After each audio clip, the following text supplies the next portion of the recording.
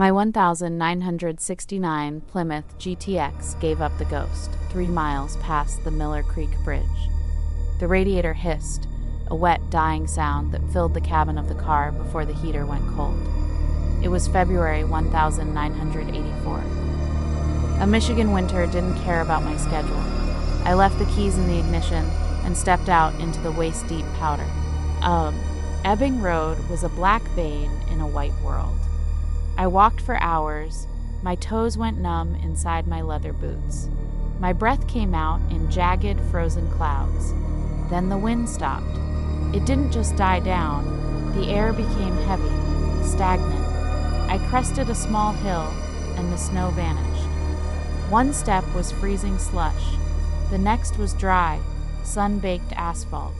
I stood there in my heavy wool coat, blinking against a sudden, harsh glare. The temperature hit me like a physical blow. It was at least 75 degrees. Cicadas buzzed in the tall grass. The smell of blooming lilacs replaced the scent of ice. Below the hill sat a small town. A hand-painted sign read, "Welcome to Oak Haven." Above the sign, a billboard showed a smiling John F. Kennedy. It urged me to re-elect the man who had been dead for 21 years. I stripped off my coat, my shirt already soaked with sweat. Something moved in the bushes.